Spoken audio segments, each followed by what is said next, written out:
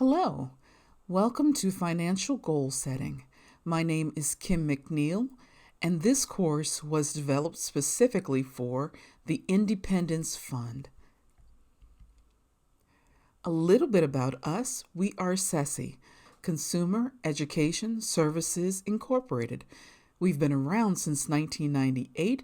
We have an A+ Better Business Bureau rating. We are licensed to provide credit counseling nationwide. We are HUD approved housing counseling agency, and we can walk you through bankruptcy if that's what you need. We take ourselves very seriously when it comes to your finances. CESI, we want to empower people to overcome their financial challenges and lead financially healthy lives. Again, this is what we do: credit counseling, debt management, housing counseling, financial education, and bankruptcy counseling. And today we're going to talk about why setting goals is important. We're going to define what SMART goals are. We're going to tell you about the 5 steps to success, help you define your personal goals, and learn about roadblocks that may get in your way.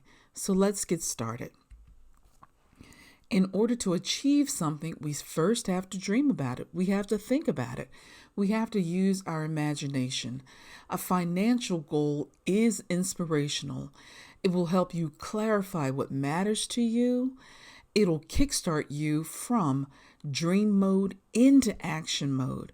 And it'll help you motivate and achieve your highest potential in whatever area where you are setting your goals. Research shows that setting goals improves your performance in every aspect of your life, whether it's losing weight, being in better shape, saving more money, saving for that vacation, whatever it is, going to school. For many, many people, success only happens if you set it and pursue it. But you have to pursue your goals the right way. And you may be thinking, well, a goal is just something I want. How can I do it the wrong way? We'll show you a better way so that you can achieve them more easily, and so it'll be just right for you. We're going to talk about SMART goals. And SMART is an acronym, and it stands for specific, measurable, attainable, relevant, and time-based. A specific goal, that's the S of SMART, has a much greater chance of being accomplished than a general goal, and it answers a lot of these questions that we have here. Specific goals should ask who, what, where, when, why, and one H, how. So we have our 5 W's and our H. And here's an example. A general goal is just, I just want to get in shape. And you really don't have a plan in place.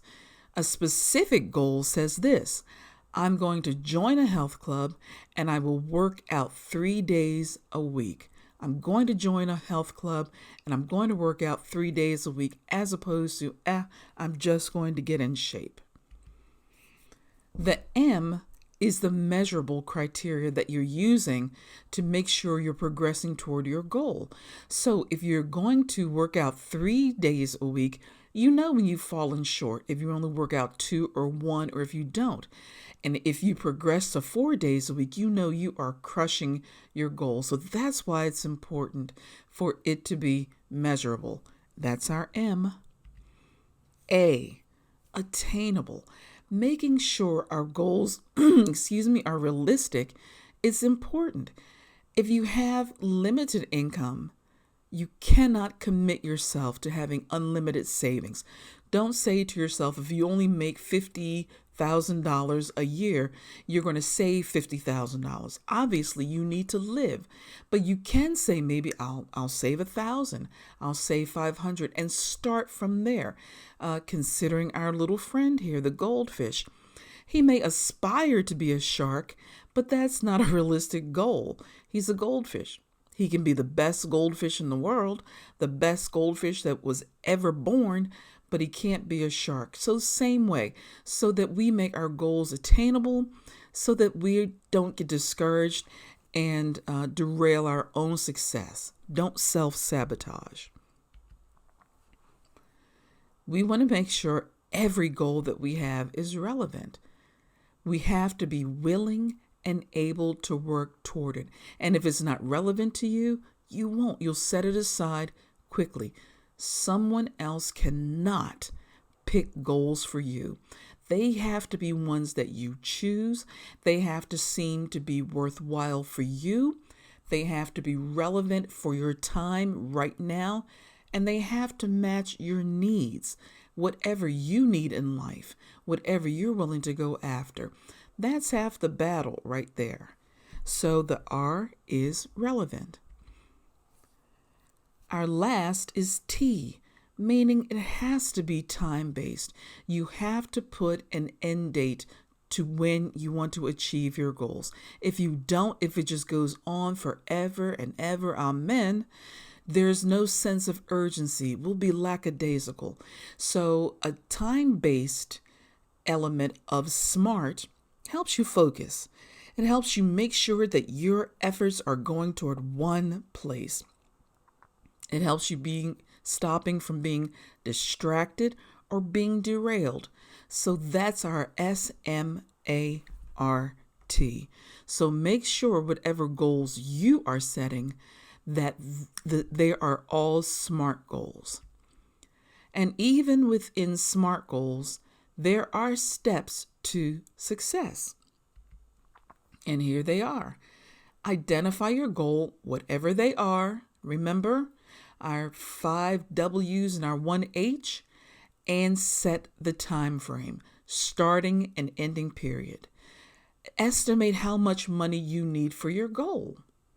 So, if you're setting a target date and you know how much money you need, you can break it up into increments, monthly, weekly, quarterly, whatever it is that's comfortable for you.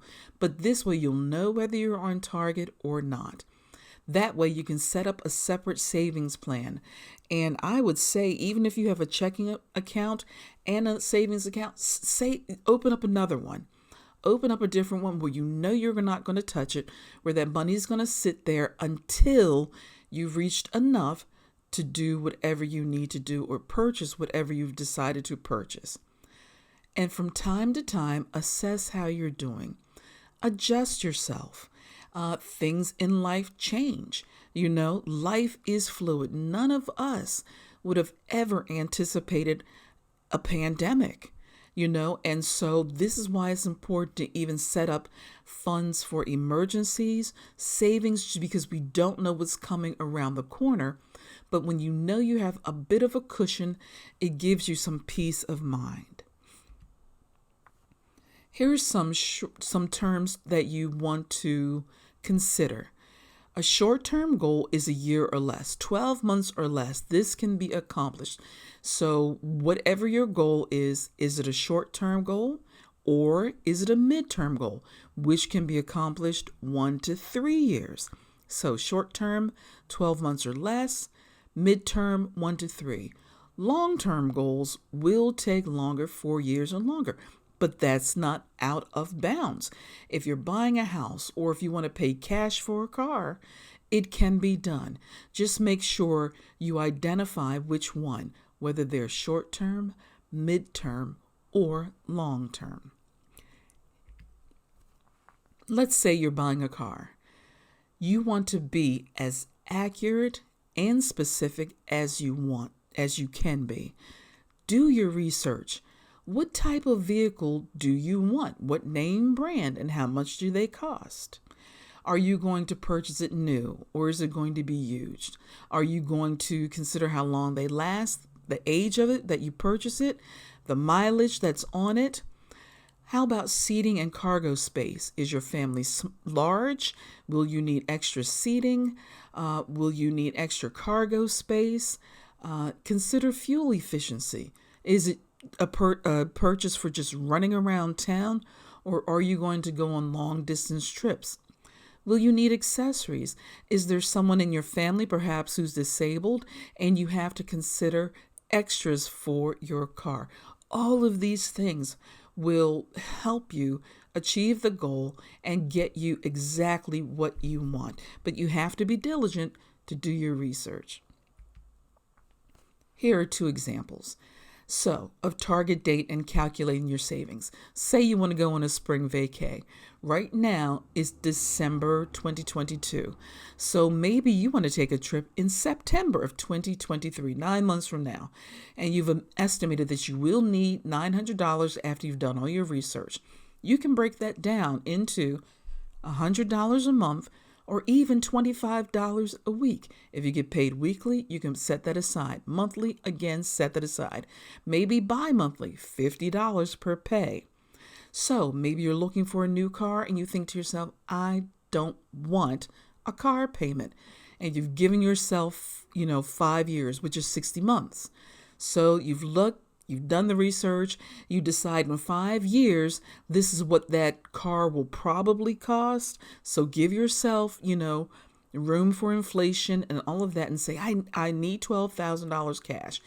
And dividing that by 60 months is going to be $200 a month or $500 a week. That way, when you get to the end of the 5 years, you will have that money socked away. You'll be able to buy your car and roll away in peace. When you're implementing a savings plan, it's really important to pay yourself first into your savings and into your emergency fund. I say this in each and every class. It's not just how much you save, but it's the habit of saving. We want to make sure the muscle memory associated with saving is important. I don't care if it's $1 a week. You'll get used to it. You'll habituate yourself into saving. So do that. Consider even an auto draft. $1, $2, whatever you think you won't miss or will not give you a hardship for each and every paycheck. Take advantage of windfalls. Maybe you do win a scratch off, or maybe your Aunt Betty, gave you more money for your birthday than you expected. Don't just automatically spend your windfalls. Again, get into the habit of saving them. Save for emergencies. Maybe give up daily habits. Before the lockdown, before COVID, my daily habit was to drive to the office, and my first roll through, of course, like many of us, was Starbucks. $2.75, a day, or $3, with tax. And if I particularly wanted something like sweet to go with it, maybe a little pumpkin bread, we're talking about $6. $6 a day, just 5 days a week, $30. And you times that by 4, and then every month, that's a good chunk of change. And at the end of the year, even though it's so teeny tiny small, you're still looking at $1,100 to $1,500. So maybe give up those daily habits. And I found out that I can have Starbucks at home. Just buy it from Costco, and it's pennies on the pot, pennies on the cup, actually. Hold a garage sale. Many of us found out we don't need as much stuff. So get rid of it. Make some money. If it's just sitting there, hey, someone else will use it as a treasure and you'll have money in the bank. Ask other people for tips. That's a great way. If you see someone doing something that you would love to do, maybe they're pursuing their passion, you think, I want to do mine. Sit down, take them out for a cup of coffee, and in the end, you're investing in yourself and you're fattening up your savings plan. Adjust and assess. You will have to periodically adjust your SMART goal because they should be as fluid as your life. Why? Because life will throw curveballs at us. You can expect success, but anticipate roadblocks. Things are going to come up from time to time. And when they do, we don't want you to be derailed. We don't want you to be disheartened or discouraged. Look for ways to keep up your motivation. Keep a journal. Hey, look, I have come this far and I can go further still. Yeah, there was a hiccup, but I can do this. Create reward systems for you. Reward systems that are little money or no money at all. Maybe go to the museum when they have a free exhibit. Maybe go for a walk. Maybe go to a movie, that's cheaper, or rent one on a streaming, that's only $2 or $3. Making sure you reward yourself. I love this graphic because it's so true. Success is not a straight line. And many people, the first little derailment, the first little roadblock, they give up. But success for anyone looks like the graphic on the right. It's squiggly, it's up, it's back, it's sideways, it's down, but eventually you get there if you don't give up. Success is not a straight line, and I love this quote. It's much more of a dance and being open to possibilities. That's what it really is. How many people have failed upward because they would not give up? I think of Thomas Edison. How many thousands of prototypes, thousands, before he finally got what he wanted. And it took years, but he didn't give up.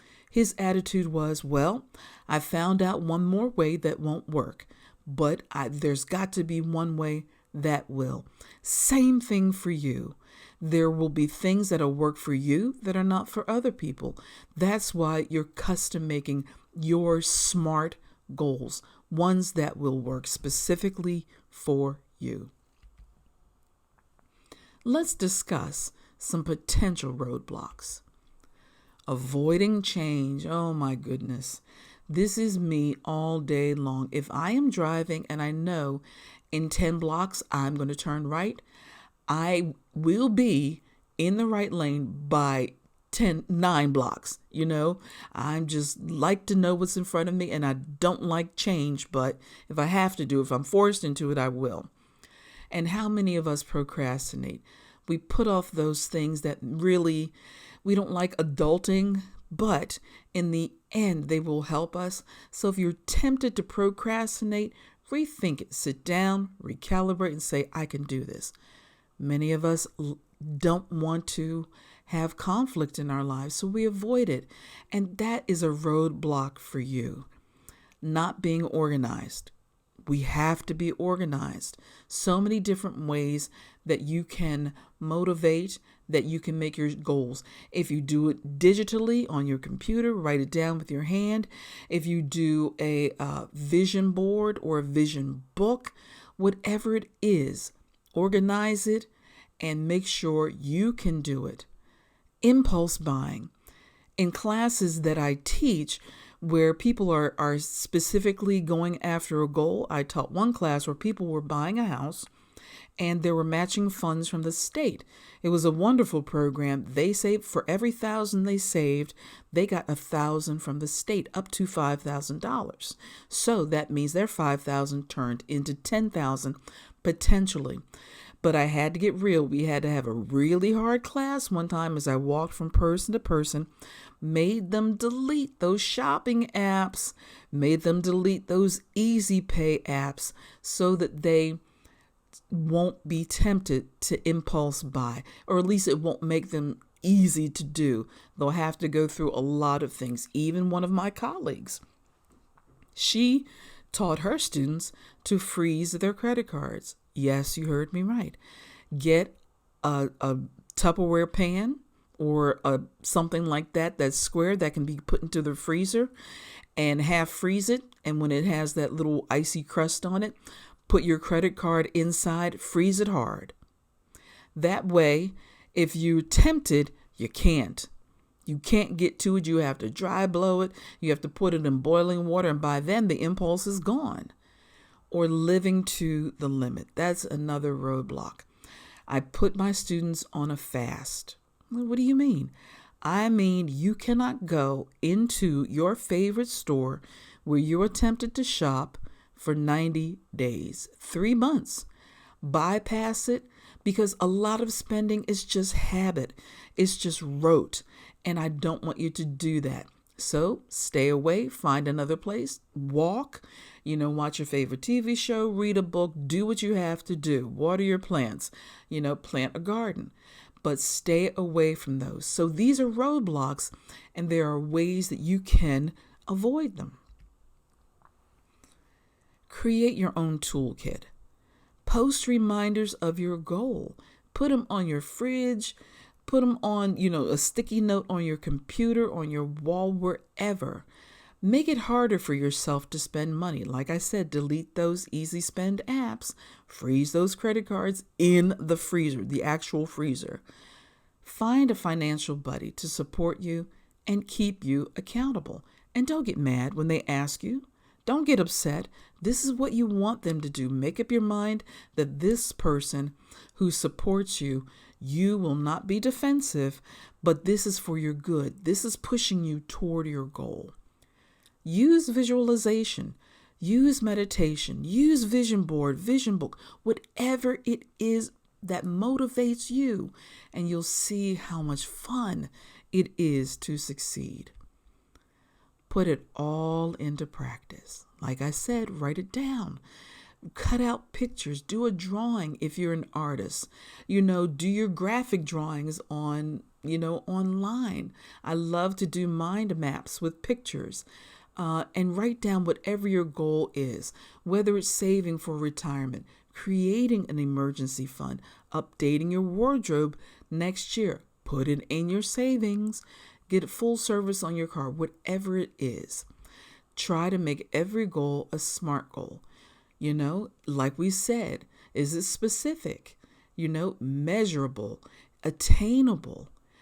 Is it relevant, and is it realistic for you, and is it timely? Create a sample plan. Try it out. See what you're doing for 30 days. Adjust it, assess it, and do what you want to do. But this will take you to the next level. Evaluate from time to time.